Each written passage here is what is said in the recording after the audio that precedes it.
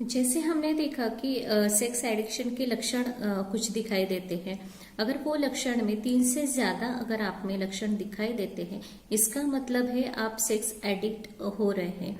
ये सिम्टम्स 3 से 6 महीने तक अगर लगातार दिख रहे हैं तो ये सेक्स एडिक्शन हो सकता है। सेक्स एडिक्शन में अभी हम देखेंगे साइकोलॉजिकल लेवल पे कि साइकोलॉजिकली कैसे इफेक्ट करता है सेक्स एडिक्शन व्यक्ति को। अगर सेक्स एडिक्ट व्यक्ति है तो उसमें जो है चिंता, डिप्रेशन है, फियर है, या जो आवेग उनमें होता है वो नियंत्रित करने की क्षमता बहुत कम होती है और उनको वो समझ में नहीं आता है कि क्या हो रहा है। लेकिन ये व्यक्ति जो है, सेक्स एडिक्ट व्यक्ति जो है, वो बहुत बार मतलब दिन में 24 आवर्स में से 100 टाइम्स तो भी सेक्स के बारे में सोचते रहता है, या सर्च करना है, या स्क्रॉलिंग करना है, उससे रिलेटेड कुछ पढ़ना है, तो ये सब वो करते रहता है। मतलब उसकी डेली रूटीन में ये शामिल हो जाता है कि या तो वीडियो देखना है जब भी उनको फ्री टाइम मिलता है, या जब भी वो फ्री होते हैं तो मोस्टली ये इसको जानने की या देखने की कोशिश करते रहते हैं। तो इसके साइकोलॉजिकल भी बहुत ज्यादा इफेक्ट होते हैं। धीरे धीरे क्या होता है कि वो फिर साइकोलॉजिकली डिस्टर्बेंस से लेके साइकोलॉजिकल डिसऑर्डर की तरफ जाने लगते हैं। तो मे बी ये डिसऑर्डर में कन्वर्ट हो सकता है। दूसरा ये है कि भावनात्मक रूप से ये लोग बिल्कुल भी स्टेबल नहीं होते हैं। तो इनके जो रिलेशन है या रिलेशनशिप है, इमोशनल रूप से कहीं पे भी अटैच नहीं होती है, क्योंकि इनको सिर्फ इनका सेटिस्फेक्शन जो है वो इम्पोर्टेंट होता है। और ये अलग जो फैमिली से अलगाव है या एंजाइटी है, तो इसकी वजह से जो ये लोग है किसी पे जल्दी भरोसा नहीं करते हैं या नहीं कर सकते हैं। दूसरा है, इनमें गिल्ट आने लगता है कि इनको पता है कि मतलब जैसे हम बोलते हैं ना कि कंट्रोल नहीं रहता है खुद के ऊपर, खुद का कंट्रोल ना रहना, तो इनको गिल्ट आता है कि जो मैंने किया वो गलत किया या नहीं करना चाहिए था ऐसे।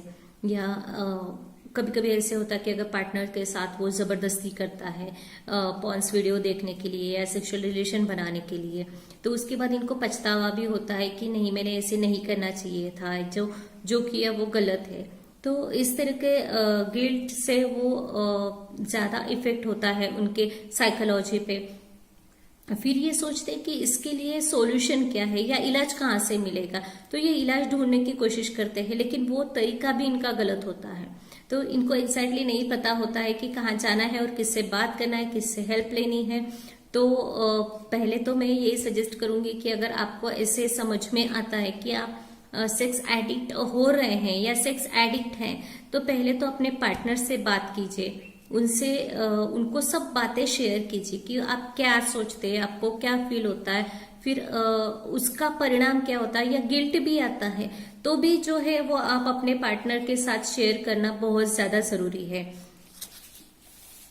और कोशिश करें कि इमोशनल रूप से आप स्टेबल कैसे हो सकते हैं, इसके लिए कोशिश कीजिए। जब तक आप इमोशनली स्टेबल नहीं होंगे तो ये प्रॉब्लम आपकी वैसे भी रहने वाली है। फिर दूसरा ये है कि इनको ये रहता है कि सोसाइटी में अगर सबको पता चल जाएगा तो लोग मेरे बारे में क्या सोचेंगे, मैं कितना गंदा इंसान हूं, या जजिंग करेंगे या लेबलिंग करेंगे। ये एक डर जो है इनके मन में हमेशा रहता है। तो पहले तो ये बात है कि डर की बजाय आप अपने पार्टनर के साथ या आपके फैमिली मेंबर्स के साथ ये बातों पे डिस्कस कीजिए, बात कीजिए, या कोई अच्छा काउंसलर आप ढूंढ लीजिए जिससे आप बात कर सकते हैं, जिसको आप अपनी प्रॉब्लम जो है कम्युनिकेट कर सकते हैं। तो बहुत बार ये भी होता है कि ये लोग जो है इसमें मजबूरी की वजह से इस एडिक्शन में फंस जाते हैं, या गलत रिश्तों में ये फंसना स्टार्ट हो जाते हैं कि जहां से ये बाहर निकलना तो चाहते हैं लेकिन निकल नहीं पाते हैं। और दूसरा ये है कि हमेशा ये सेक्स एडिक्ट लोग जो है हमेशा डरे डरे रहते हैं, या खुद को दोषी मानना स्टार्ट करते हैं, या कभी कभी ऐसे होता है कि कुछ गलतियां जो है अनजाने में हो जाती है, अनजाने में या जानबूझकर, क्योंकि एडिक्शन है तो हम नहीं बोल सकते कि अनजाने में कि जानबूझकर। मोस्टली जानबूझकर होती है कि देखते नहीं है कि ये व्यक्ति कौन है। मतलब कभी कभी जैसे हमने देखा है कि छोटी बच्चियां हैं या ओल्ड एज वुमन है जिनके साथ रेप होता है या उनको परेशान किया जाता है, तो ये सेक्स एडिक्शन की वजह से होता है कि इनको ये रिलेशन भी नहीं समझ में आता कि ये बच्ची है या ये जो है दादी है, नानी है, वॉट जो भी है, या ये ओल्ड लेडी जो है मेरे नानी जैसी है, दादी जैसी है। तो ये ऐसे उनसे गलतियां हो सकती है। तो कोशिश करें कि आप गलत है ऐसे मैं नहीं बोलना चाहती कि आप गलत है, लेकिन जो आपका बिहेवियर है वो सोसाइटी के लिए गलत है। इसमें आप जानबूझकर कर रहे हैं या आपको किसी को परेशान करना है या रिवेंज लेना है, ऐसे कुछ नहीं है। लेकिन जब तक आप अपनी डिजायर को कंट्रोल नहीं करेंगे तो ये समाज के लिए भी अच्छा नहीं होगा, आपके लिए भी अच्छा नहीं होगा।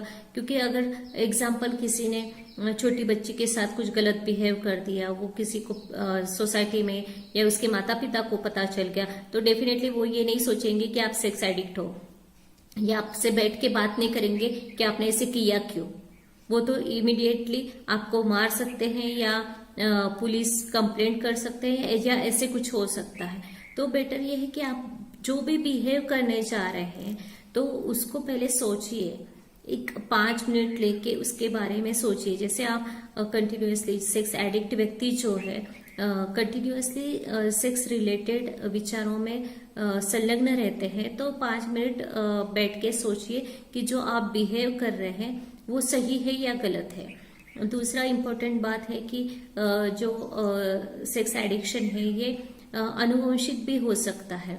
मतलब जैसे साइकोलॉजिकल डिसऑर्डर जो है वो जैसे अनुवंशिक होते हैं या जेनेटिक होता है, तो सेक्स एडिक्शन भी अनुवंशिक हो सकता है। जैसे भावनिक रूप से अस्थिर होना या जो डिप्रेशन है या एंजाइटी है, ये जो है ये जेनेटिक हो सकते हैं। दूसरा ये है कि हार्मोनल है कि टेस्टोस्टेरोन या एस्ट्रोजेन जो है कामेच्छा को या सेक्स डिजायर को प्रभावित करती है। तो वो अगर आपके अंदर ज्यादा रूप से निकलता है या होता है, तो ये हार्मोन्स ज्यादा एक्टिव रहते हैं आपकी बॉडी में, तो भी सेक्स एडिक्शन हो सकता है। और दूसरा ये है कि ये जो सेक्स एडिक्शन की गतिविधियां हैं आपकी ज्यादा होना संभव है इसकी वजह से। तो वो पता करना भी जरूरी होता है कि ये एग्जैक्टली क्या है, कि जो हार्मोनल चेंजेस है या जेनेटिक है या क्या है।